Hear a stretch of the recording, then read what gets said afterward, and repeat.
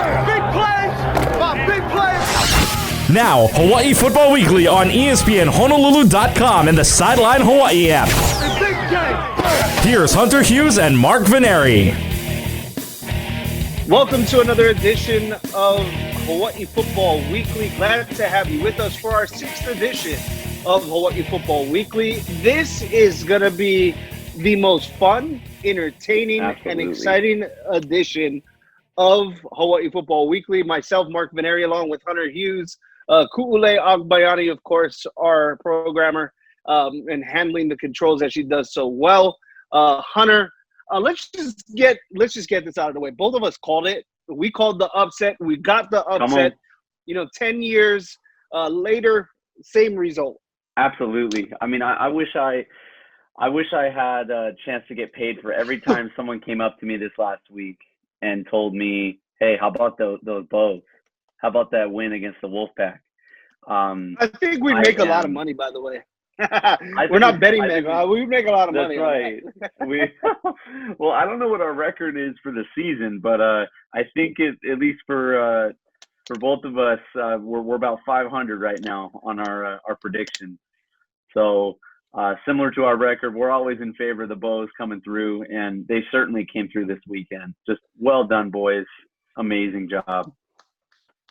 And yes, we are clapping because you know what? Hats off to the Bows. You talk about perseverance. You talk about we said that in order to beat the Wolfpack this week, Hunter, we needed to see a complete effort both on the offensive side of the ball and the defensive side of the ball. We saw something along the lines of a drag-out, close battle, back and forth type of action. And you talk about the most complete game. This was by far the most complete football game for the University of Hawaii. Oh, I couldn't agree anymore.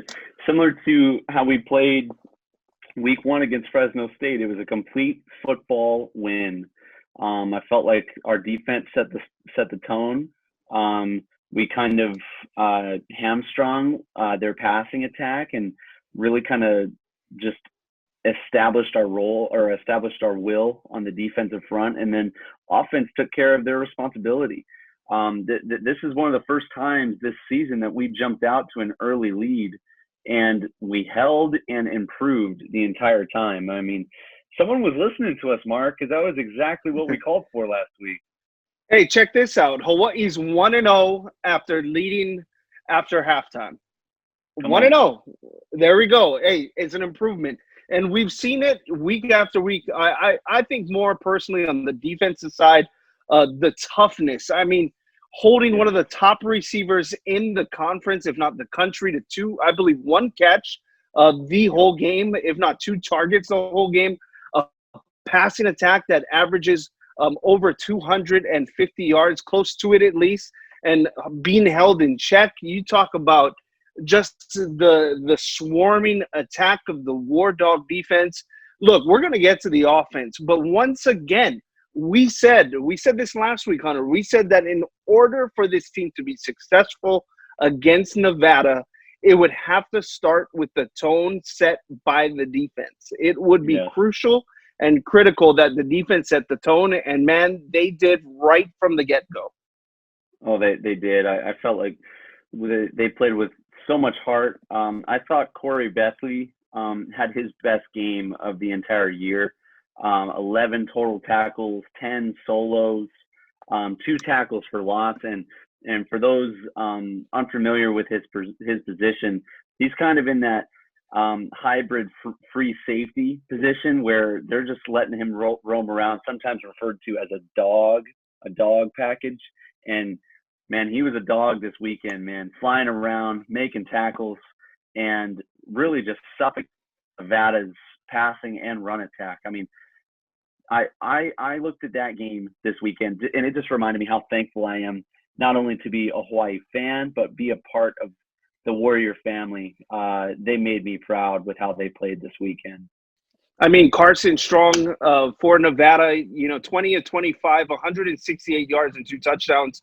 Typically, as we said, he's been one of the highest efficient passers in the conference, if not the total conference for that matter. Carson Strong, under 200 yards. One of the top receivers, Romeo Doubs, who's slated to be potential NFL material. How's this one, Hunter? 1 catch, 10 yards on the night. Of course, Nevada was able to rush for 212 yards, but you got the feeling, Hunter, I really got the feeling watching the game in particular that Toa and Lee, granted, yes, they had big nights, but sometimes you get these nights where a 200-yard performance didn't seem like it. It just didn't seem like an efficient 200 yards for me personally. Yes, there were some moments, but I felt like it wasn't like a total overpowering performance offensively from Nevada. No, and I mean, if you look at his stats right there, that was over 20 carries. So you do the math right there, 130 yards over 20 carries, just about six yards per carry. And sure, you do that 3 times, you're going to get a first down.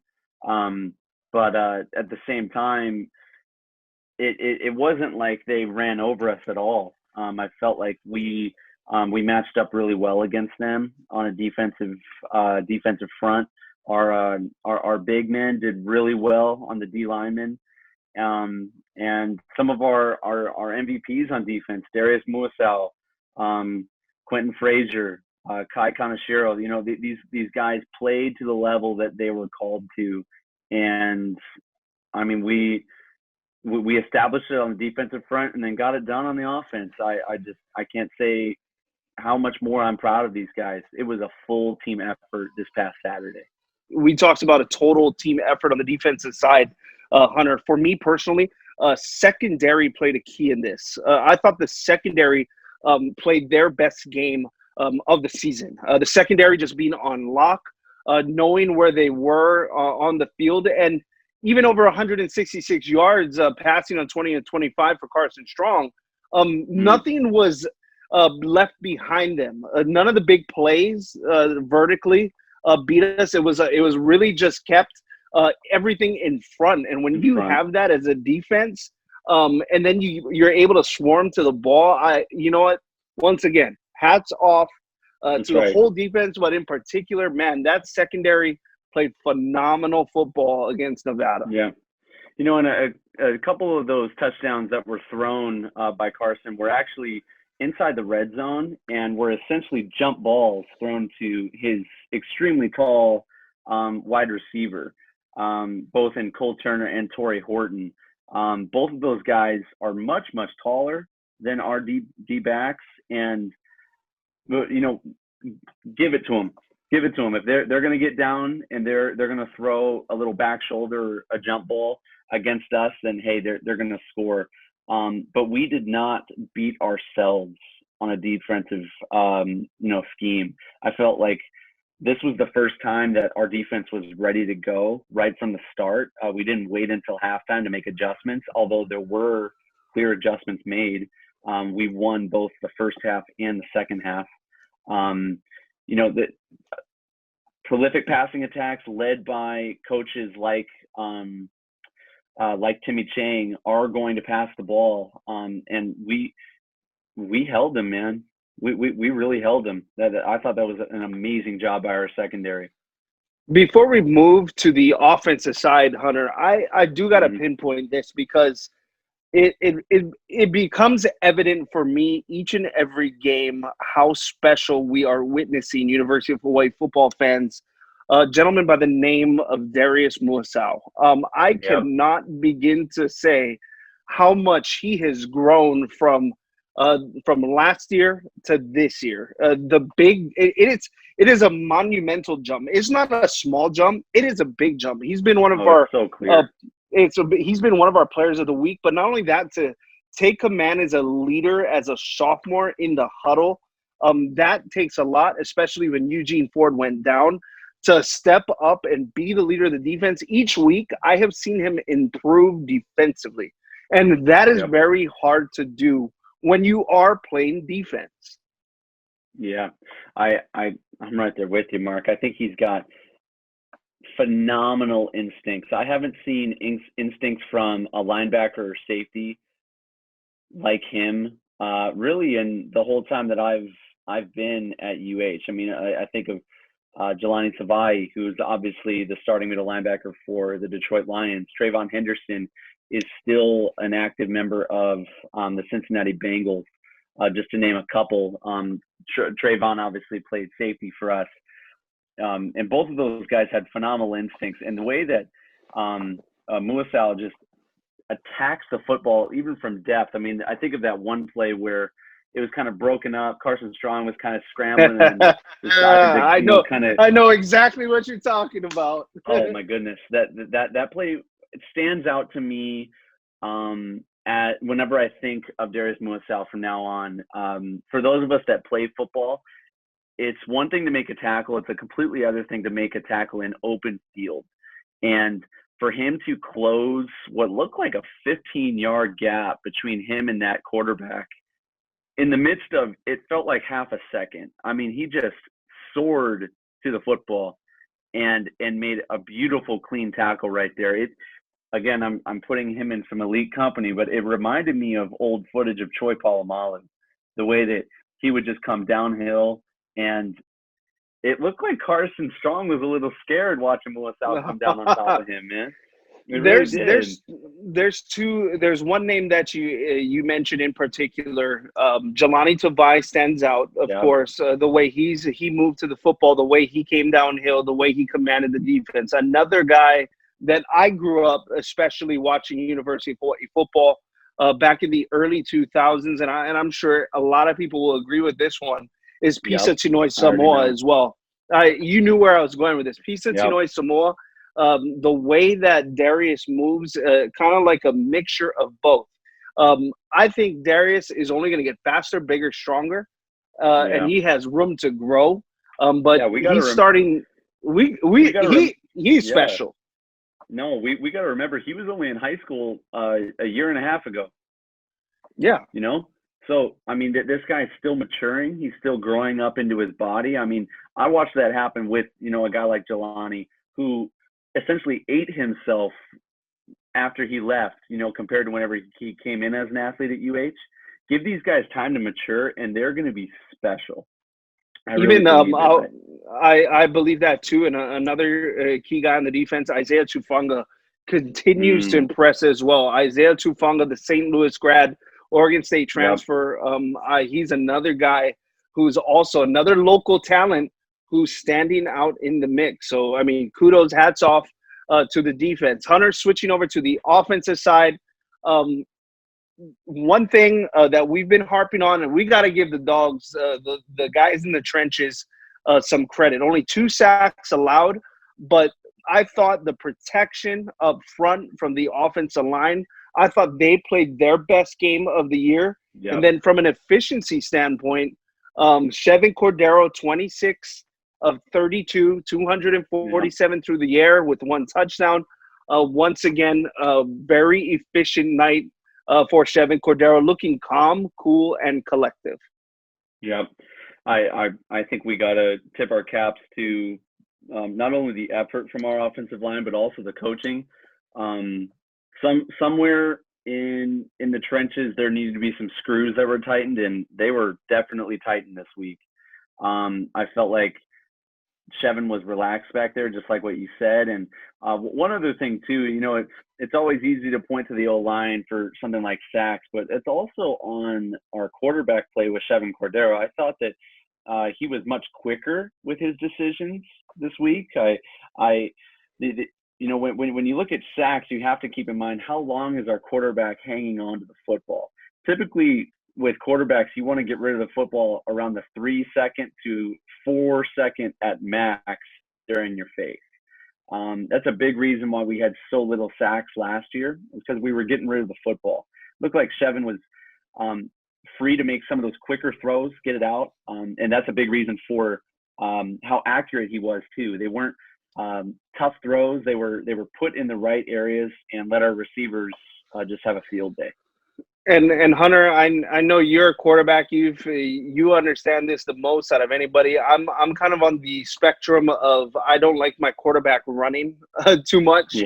But it is quite evident that Chevin Cordero in the RPO game, when it's run effectively, when it's ran effectively, Chevin Cordero is I've got a chance to watch at least everyone in the conference so far in terms of quarterbacks.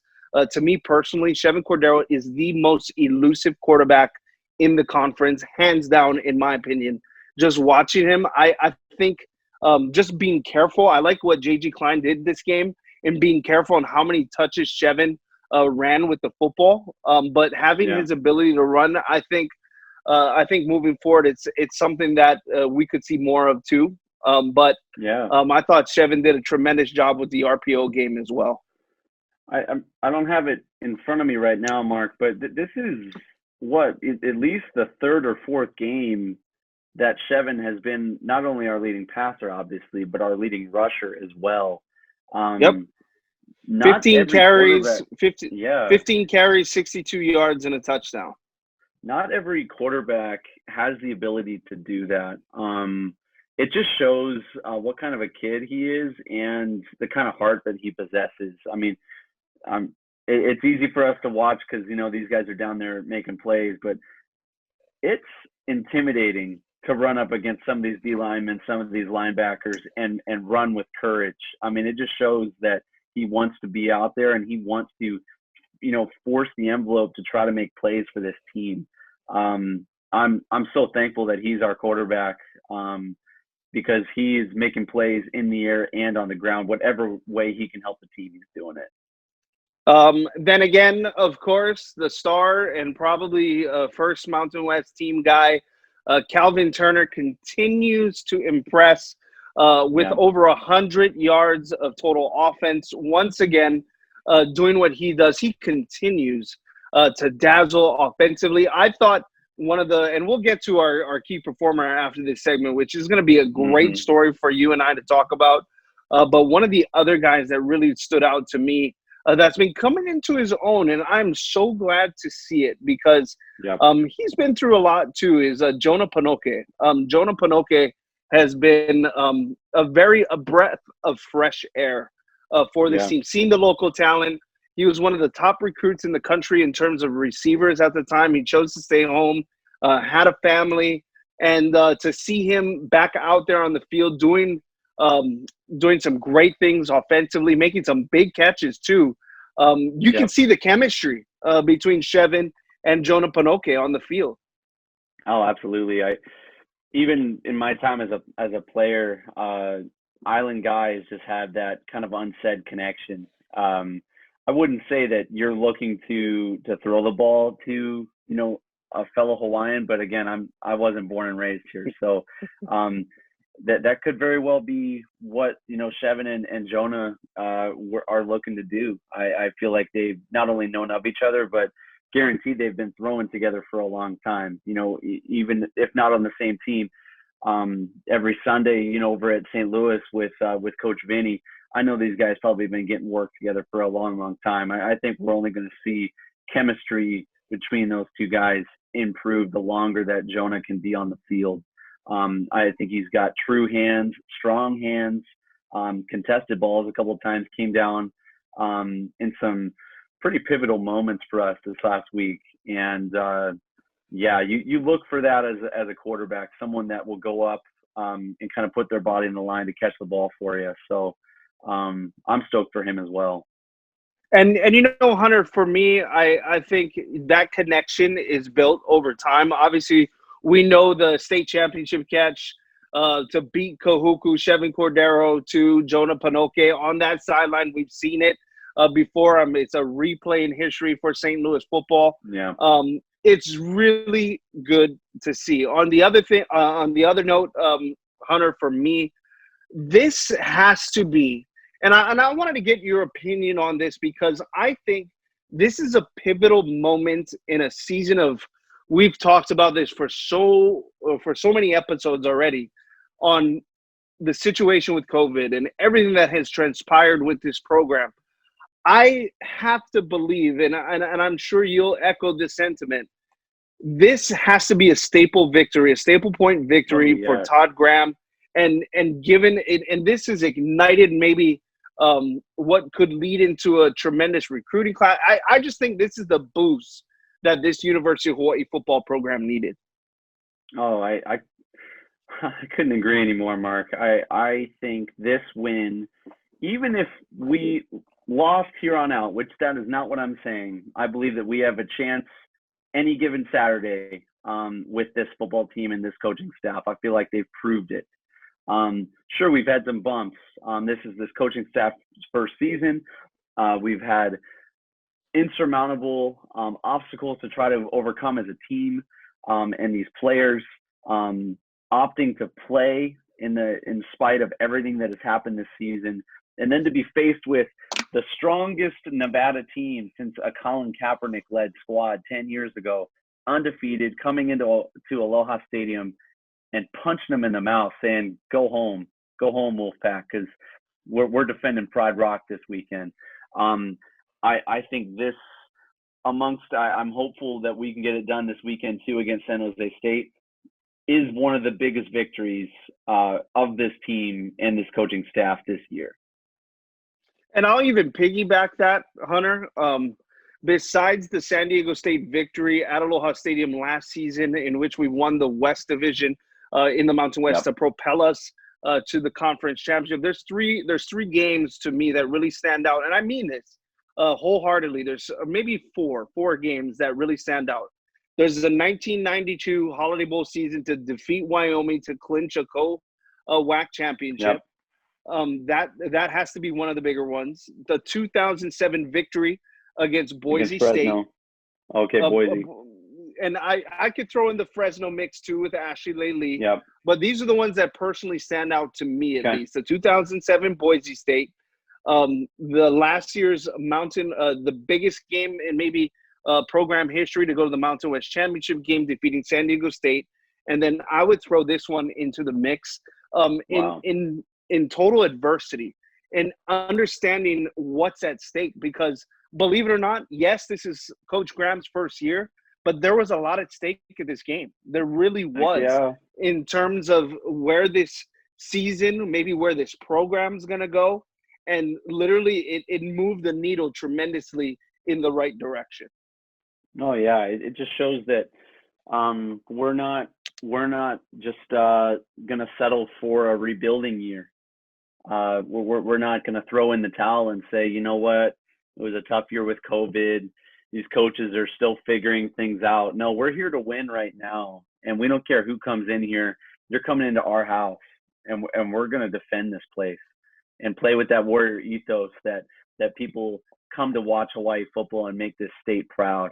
I just love how our boys and this coaching staff, what they were able to accomplish this last weekend. It was significant. And for all the people that want to hate on our players, our team, our coaches, I get it, that the loyalty with this team runs deep.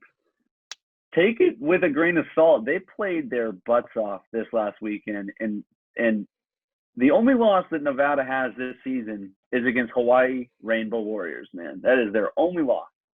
So something definitely has to be said for that happening.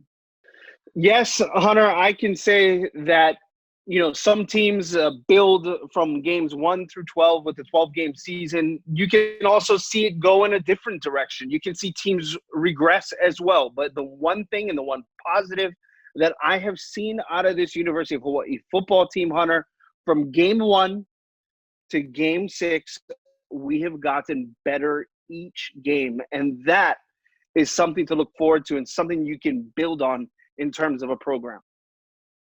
Absolutely. I mean, I'm just looking at our results right now. We obviously beat Fresno. We slid against Wyoming. We come right back with a win against New Mexico. We get handled against San Diego State. And then we almost mount the comeback of a century against Boise State last week. And it just shows that these guys aren't willing to quit.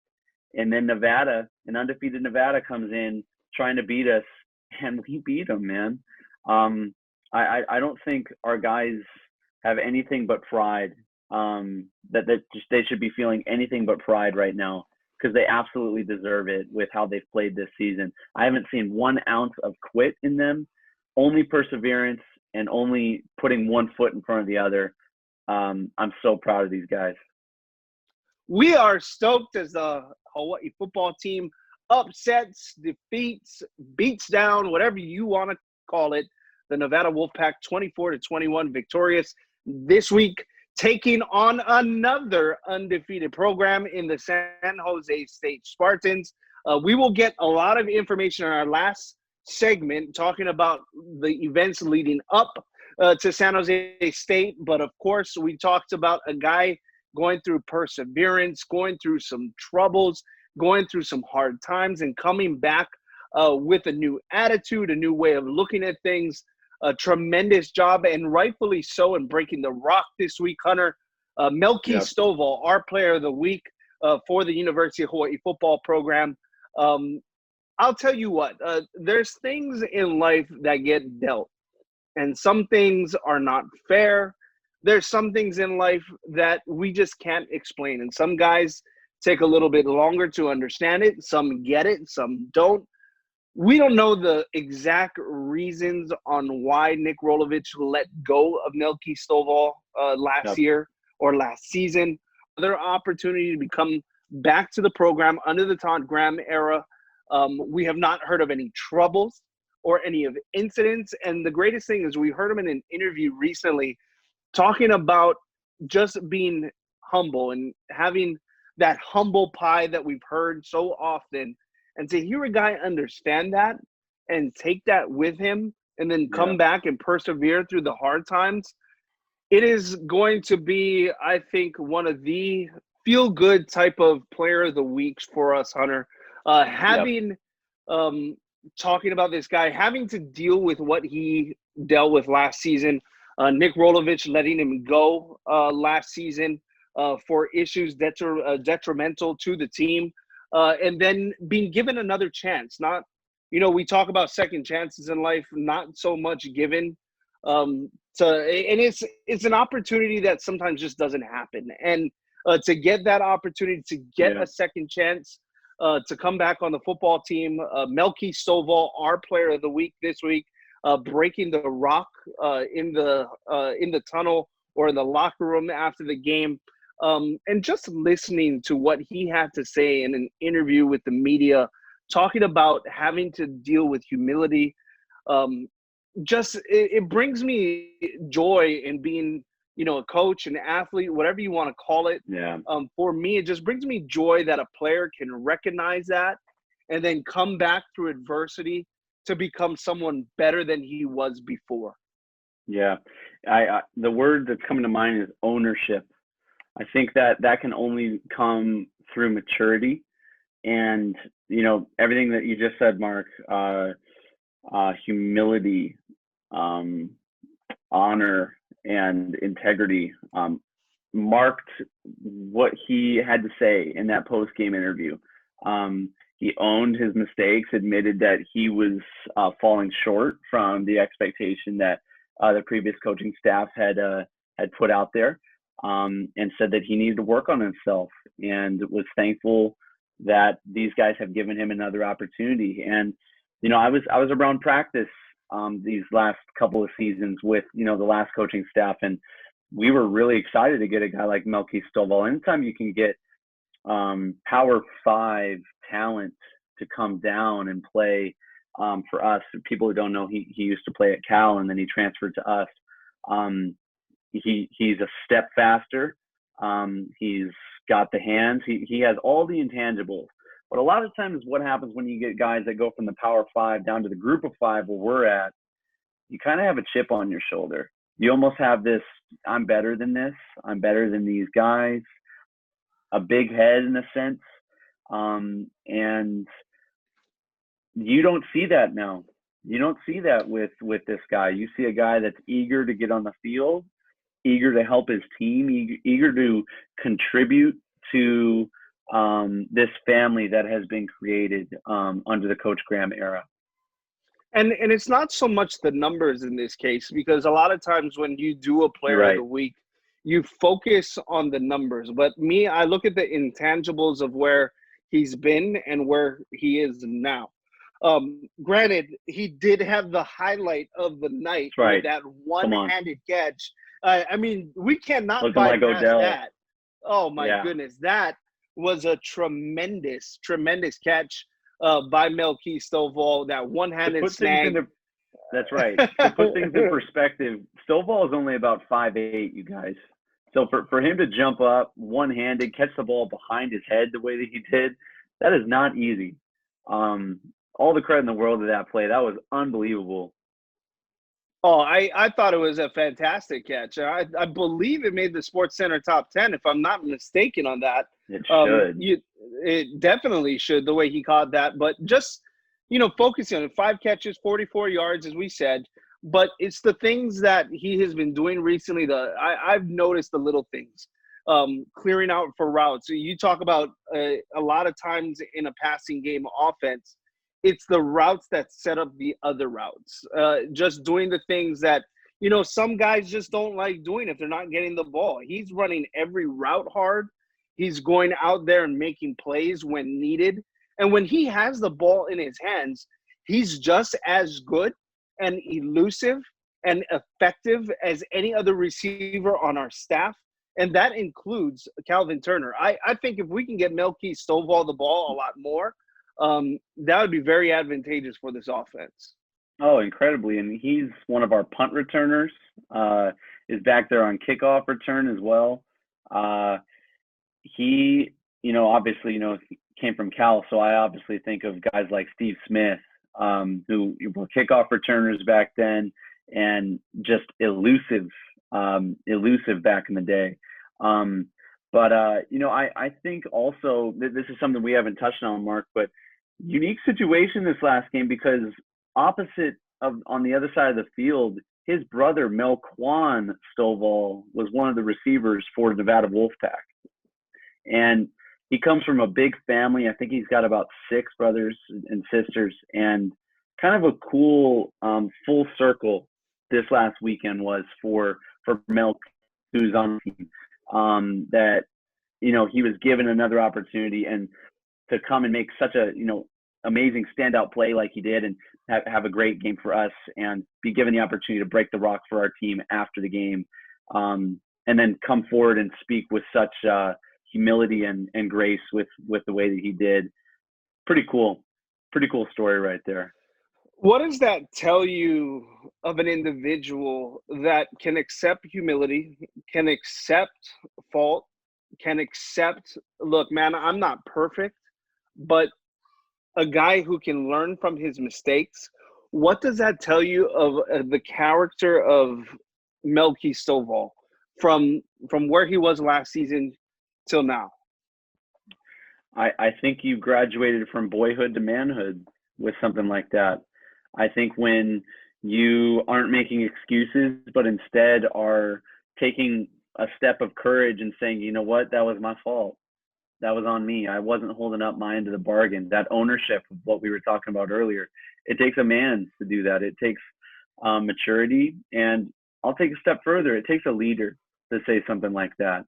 Regardless of whatever happens in Melky Stovall's football career, I think we've got a tremendous young man on our hands who isn't afraid to shy away from taking responsibility and wants to be the guy to see things through for his side. So, speaking as someone who's seen plenty of recruits come in thinking they're, one step away from the NFL with their skills, their abilities, not all of them were big character guys, in my opinion.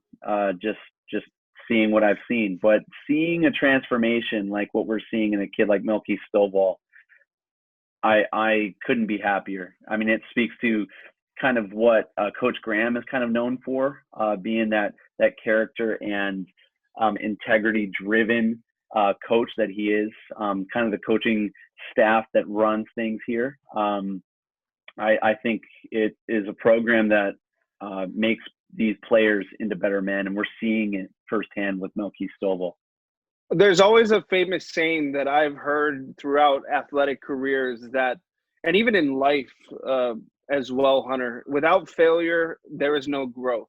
And it's really good. I really believe that, not only from an athletic standpoint, but a life standpoint. You mentioned boyhood, manhood, growth, whatever analogy you wanna take with it. But Melky Stovall has obviously learned a life lesson that he will take for the rest of his life. It's not, football and athletics teach us not only how to be a good man on the field or a good character, or even women for that matter, character building, team building, also, just learning about yourself as an individual. And for Melky Stovall to see that, and we can highlight that, to me, that is kudos to him.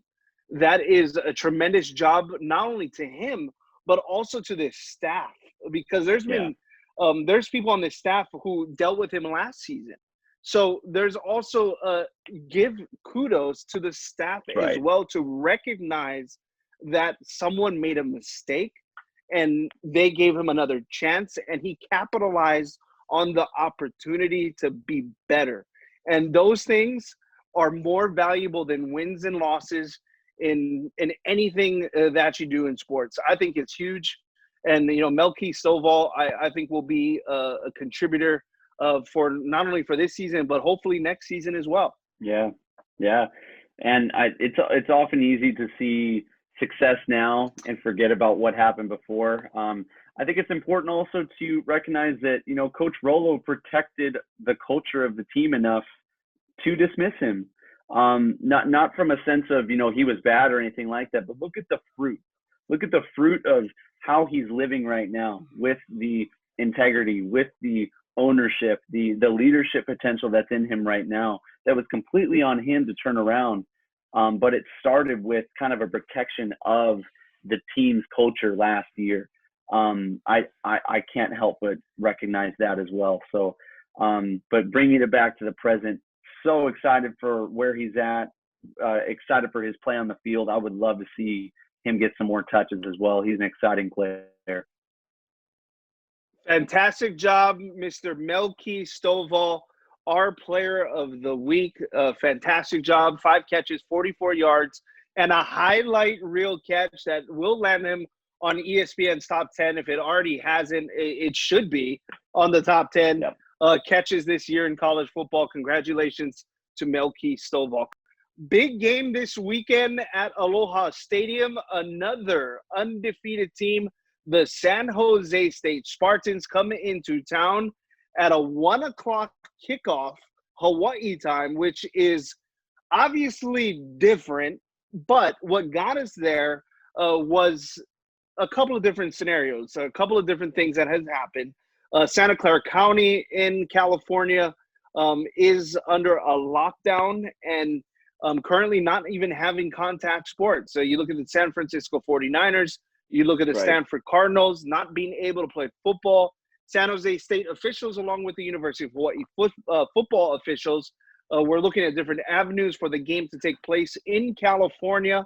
But nonetheless, the best avenue to have football and for the Mountain West Conference to continue on its slate of games. A big game for San Jose State to come into town to play the University of Hawaii. They have decided to move the game to Aloha Stadium for a 1 o'clock kickoff, as we mentioned. But nonetheless, football, no cancellations for the University of Hawaii football team. And we get to see another home game at Aloha Stadium. Yeah, the COVID roller coaster continues. Just a reminder to everyone out there, not that long ago, we weren't sure if we were even going to have college football. And even NFL, it was in limbo. The fact that we've had any is a huge miracle. I'm just thankful for what we've had so far, and really just kind of taking things 1 week at a time. And hey, if we got to change things up, we got to get San Jose out here to play in Aloha Stadium, then so be it. Of course, they will receive the Aloha welcome of Hawaii, but they are not going to get the Aloha welcome from the Rainbow Warriors. I'm going to tell you that much. Our guys, I was just going to say that our guys are hot right now. They are excited. I don't know if, they've ever felt more belief in themselves as a team than coming off such a prolific win against Nevada last week. And take us through this, Hunter, because you understand mindsets, right? When it comes to playing at home versus playing Yep. away. I think this would have been, and I'm just saying this because I believe it, and I've heard it before. I think mindset would have been different. I think it would have been a different scenario for the University of Hawaii football team to travel to San Jose State. It would have been, I think, a little bit more of a difficult task. Not to say that our program would not be competing. It's not to say that there would be a L in the loss column. I'm just saying that from a travel standpoint and what's been going on and getting acclimated, all of the above, I just think the difficulty would have been more in favor of the University of Hawaii program. Now, you flip the script, and the University of Hawaii football team gets to stay home for the remaining time for the last, 4 weeks of the season. They'll get to stay home. They'll get to be in the familiar confines of Aloha Stadium. And this works in a huge advantage for the program. But I just wanted to get your thoughts. Away game versus home game. I don't know if this is deemed an away game for the University of Hawaii football team. But I do know this. It is essentially a home game for Hawaii. And it takes us through a mindset. And maybe you can walk us through that, Hunter, having this mindset away versus home for the program. Yeah, I think, this year is a little bit different than past years. I think the crowd plays a big part with home versus away. Obviously, we look to the Aloha Stadium faithful to kind of get us hyped, to make us feel like we are playing at home. And then obviously, whenever we go and play elsewhere, it's hard to combat that as players. But then, you look at what San Jose is having to overcome coming this direction. I mean, you just look at their last 2 weeks. They've had 2 games in a row canceled. The first one 2 weeks ago against Fresno, and then obviously last week against Boise State, that game being canceled as well. So, as a player, I look more towards their schedule. And sure, they're undefeated their first 4 games, but they did not play against Fresno. They did not play against Boise. And they've essentially been kind of sitting on their butts for the last 2 weeks. They're not in a rhythm right now. I know from quarterback, wide receiver, offensive play, a lot of that has to do with reps, and a lot of that has to do with getting in a rhythm. And so, if I'm not mistaken, Hunter, I'm sorry to cut you off on this. If I'm not mistaken, practice-wise, had to be curtailed because of the COVID restrictions. So there's that plays a factor in it, where, how much does this really hurt San Jose State? And now this is not discrediting how good of a football team this is. This is a very good football team that's coming to Aloha Stadium. But you just mentioned big factors: 2 weeks off, and also restrictions on how they practice. That just it spells a recipe for disaster. Yeah, I didn't know about that, about their practice stuff. But yeah, if they're banning contact sports, then that has to mean for practice as well. So I can only imagine what sort of new protocols San Jose has had to try to institute so that these guys can at least go out and in a sense feel like they're still playing football. If there's ever been a time that the motivation or the odds are in our favor, it would be right now. And sure, we were looking towards the 2 games against Nevada and then against San Jose as being tough tasks, with both of them being undefeated. Both have been very slighted in our favor towards game time. And I think in this instance, it is pivotal. We talk about once again a perfect game that the University of Hawaii football team needed to play against Nevada. Once again, shifting to the keys to the games, Hunter. Key to the game this week for San Jose State. I think once again, Hawaii's going to have to play a perfect game. Not so much perfect, I should say, but a whole game where they offense, defense, both clicking on both sides of the ball. I think if Hawaii can play a complete game once again, I think it will work in their favor. I think they need to jump out on San Jose State immediately to get things going. I think so too. I want to take a page out of what we said last week. We got to get off to an early jump, and keep our foot on the gas pedal as long as possible. I think our defense has proved to kind of be the lifeblood of our team. And if we take care of them, they're going to take care of us. And just, I don't think it's out of the question that we could take care of business again this weekend.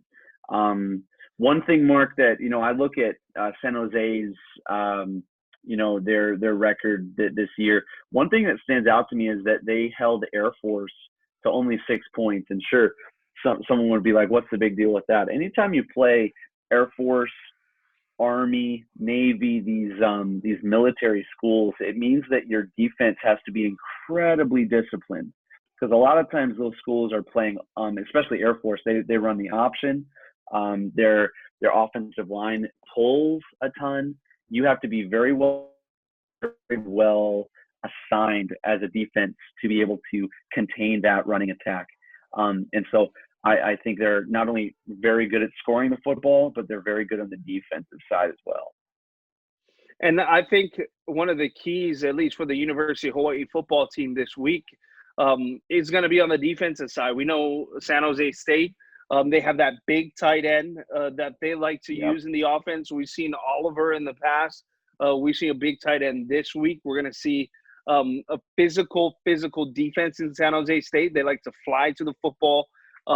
They are very much improved from the past. Do not mistake this game as being a cakewalk. San Jose State is a very, very good football program this season, and they are on the rise. This season is their coming out party, just like how Nevada has had a bounce back season as well. This is a team that is hungry, and keep in mind, they are also right around the threshold for the minimum games required to participate in the Mountain West Conference Championship game at 4. So to have another game like this, and I believe they have Nevada the following week, these are two pivotal games for San Jose State if they want to stay in the Mountain West title picture. It also gives a chance to the University of Hawaii program. Granted, there's tons of calculations. There's tons of things that need to happen for the University of Hawaii program to stay in the picture. But the University of Hawaii program has something working for them. They have handled the COVID situation very well, and they're at home where, at least for the most part, state-wise and statewide, numbers are fairly down compared if you look at Santa Clara County. Oh yeah, you mentioned the Mountain West playoff picture. It's a really interesting one right now, especially with San Jose's game against Boise getting canceled last week. Obviously, Boise is going to be in the picture to be in that Mountain West championship game like they always are, and not having to play Boise is absolutely in San Jose's favor, both from that game but also in overall record.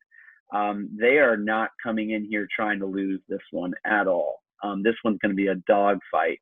And I think Hawaii has some stuff to prove to themselves after that win against Nevada, that this year is not a wash, that every game counts, and our destiny is still out in front of us. Let's see what we can do in these last two games and just let the chips fall where they may. This team has so much fight left in them, and I'm excited to see what happens. All right, let's get to it. Keys to the game, Hunter, and let's just focus mainly on the University of Hawaii football team. Let's look, they had a good game last week. Let's say, what can they improve from last week to this week to find themselves on the winning side of this football game? We cannot let up 200 yards rushing again. We cannot let up them to run the ball on top of us. They have a very unique kind of quarterback play in this kid Nash over there, kind of a dual threat situation. Not only is he a great passer, but very prolific on the ground, similar to Chevin. Probably would be the runner-up to Chevin in the ability to run the football as a quarterback. Other people might argue he's better. Very much his gifting to be able to tuck the ball and run it. I think key to the game for us is not allowing him to do so. We're going to need a big game from Moiselle. We're going to need a big game from Pavei. Some of those guys up front. I think, again, it comes down to our defense. It looks like our offense is kind of settling into a rhythm. At least they have in these last couple of games. We've proven that we can score points. But our defense got to get it done against this kid. And also, I'll piggyback in saying the defense. I thought in the first half the defense was on the field a little too long. If you look at that first drive from Nevada, almost 6 minutes, almost close to 7 minutes in change in the first quarter. I'd like to see our defense off the field a little bit more. And that might start with longer drives with our offense. And like you said last week, treating our defense like that girlfriend that we need.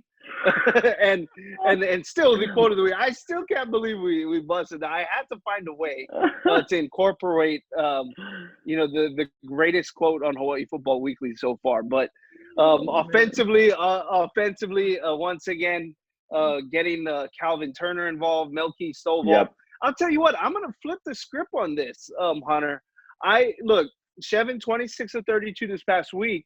But I'd like to see our University of Hawaii football team control the clock. And if you need to control the clock, you're going to have to run the football. And I would like to see either Miles Reed, Bam Bam as we call him, or Calvin Turner put up a 100-yard game on 15 to 20 carries. If we can do that and control the clock, I think that may open up our passing game and give a chance for Chevin Cordero to pick apart the secondary of San Jose State.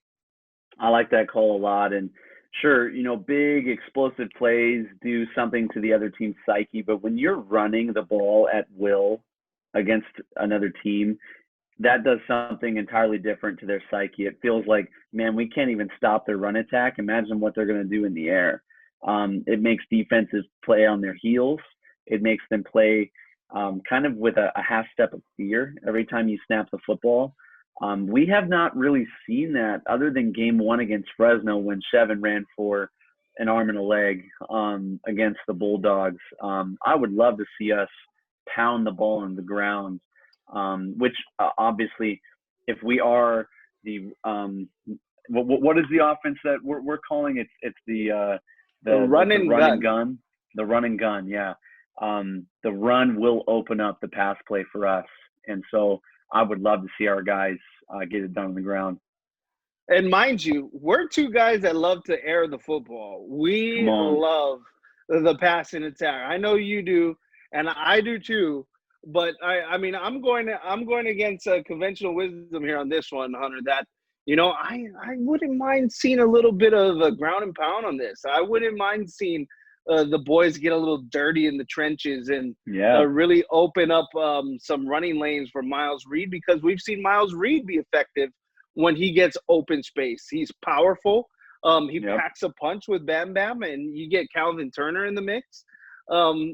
This is the things that open up the totality of your offense. And I tell you what, I think about the 175-200 mark, if we can get there on a combined effort and maybe control the clock upwards to over 30 minutes, I think that puts us in a good position to beat San Jose State. Because keep this in mind too, in California, it's a little cooler.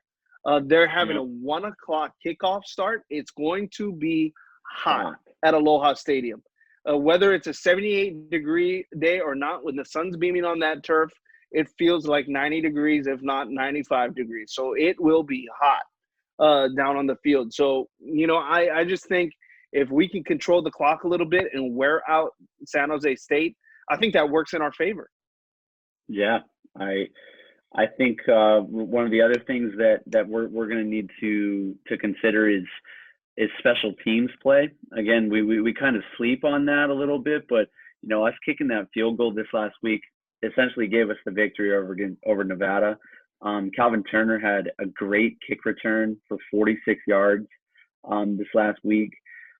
I think it's going to come down to maybe a prolific play on special teams this weekend as well.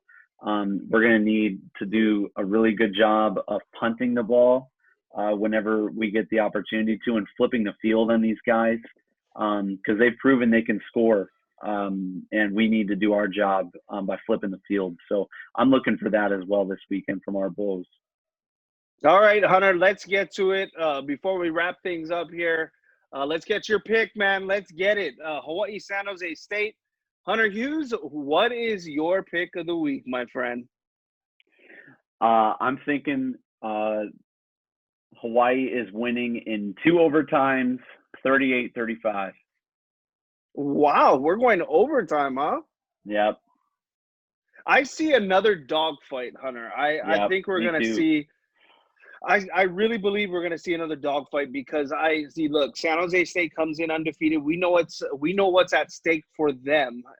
We know our program is coming off a huge victory against Nevada. It still has a lot to prove on the season. I don't see overtime, but I do see once again like how Hawaii had to hold at the last minute, had to drive down the field, get those first downs. I see a 31-24 victory for the University of Hawaii football program. And yes, the Hawaii football team, and you can call it what it is. It is an upset. Hawaii is not favored in this game. It's a 1 point. San Jose State is favored by 1, so they are considered the underdog. Yeah, whatever. And I'll tell you what, I think Hawaii comes away with a victory. And as we say always, let's go get it. Go Bows, man. Go Bows for this one. For those of you listening that haven't tuned in to watch a game yet for our Rainbow Warriors, they deserve your attention. They deserve to tune in. Even if you got to go over to your uncles or your friends because they got Spectrum, tune in and watch our boys. They play with so much heart, so much intensity, and love for our island and love for our school. It is a proud bunch of boys to be representing Hawaii football right now. I couldn't agree with you more. This group definitely makes me proud to wear Bows shirts. It makes me proud to wear Bows merchandise, material, whatever you want to call it. This group plays for our state. They play for the 808. And let's support them, man. Let's get it. Let's get after it. Support them on Spectrum. Of course, support them on ESPN Honolulu with Bobby Curran and John Veneri having the call. Yes, my brother having the call with Bobby. And, of course, Chris Hart, Gary Dickman with the Sports Animals, everything, the whole crew. We couldn't do it without you, Hunter. I will be talking to you next week in hopes of a Rainbow Warrior victory. I can't wait to get after it. Let's go. Let's get it. Awesome stuff, my friend. Appreciate it. Once again, special thanks to everyone at ESPN Honolulu for Ku'ulea Agbayani. Of course, Josh Pacheco back in the ESPN Honolulu studios. For everyone listening to Hawai'i Football Weekly, for Hunter Hughes, I'm Mark Videri. Have a good one. Go Bows. Let's beat the Spartans. Take down the undefeated San Jose State Spartans. 1 o'clock kickoff. Until then, have a good one. And we'll see you next week on Hawai'i Football Weekly. Aloha. This Cordero headed for the end zone. Touchdown, Hawaii. You've been listening to Hawai'i Football Weekly on ESPNHonolulu.com. Check back in every week for a new episode and catch Hawaii football all season long on ESPN Honolulu.